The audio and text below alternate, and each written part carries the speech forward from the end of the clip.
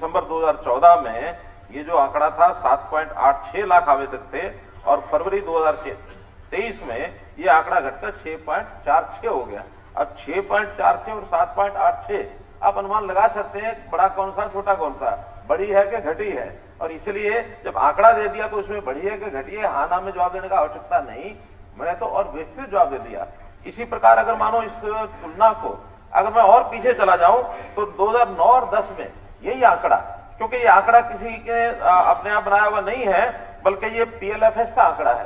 PLFS का आंकड़ा जो है वो बहुत से सोर्सेज इकट्ठा करके उसके बाद ये गवर्नमेंट ऑफ इंडिया वहां से दर्ज होता है, वो हम नहीं बनाते हैं। ये 2009 और 10 में ये आंकड़ा था 8.7%।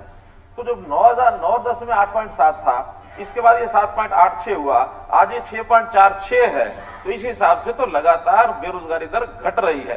अब ये आंकड़ा घटकर फरवरी 23 में 6.46 हो गया है। लेटेस्ट जो फरवरी 23 का आंकड़ा छपा है, ये महीने के महीने छपता है।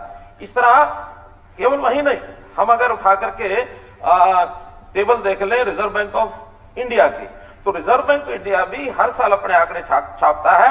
जो यहाँ 9.3 लिखा है, ये रिजर्व बैंक 8.1 है। अब कुछ आंकड़े ऐसे होते हैं, अलग अलग एजेंसी के अलग अलग होते हैं, क्योंकि कोई एक ऐसा फार्मूला नहीं है जिसमें एकदम से सारा कुछ देख लिया जाए, उसमें छाप लिया जाए।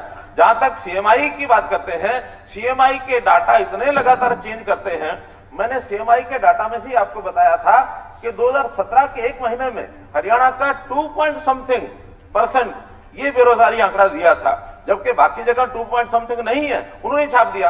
आज वो 34% छापते हैं, कभी 24 छापते हैं, एक एक महीने में 10% का अंतर। और उसका कारण क्या है?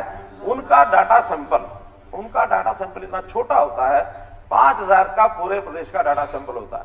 अब 5000 आदमियों का, जहां हमारी एम्प्लॉयबल जो पॉपुलेशन है 1,86,00,000 है, 1,86,00,000 में अगर 5000 लोगों से पूछ करके वो डाटा का करेंगे हिसाब किताब, तो परसेंटेज कहीं की कहीं जाएगी।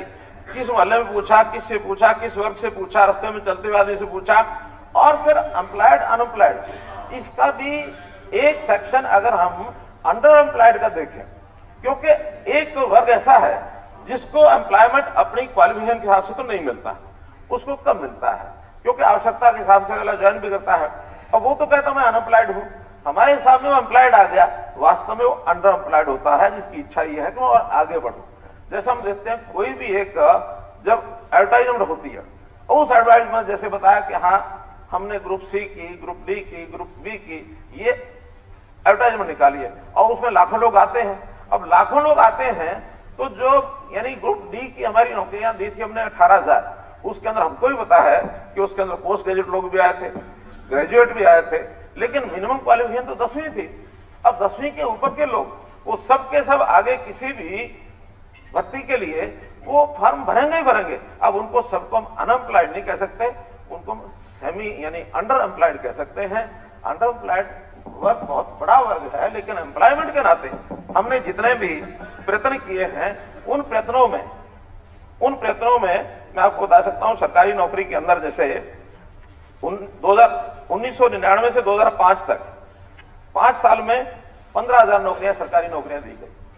2005 से 14-10 साल में 86,000 नौकरियां दी गई, और हमने 8 साल में 1,09,93 ये नौकरियां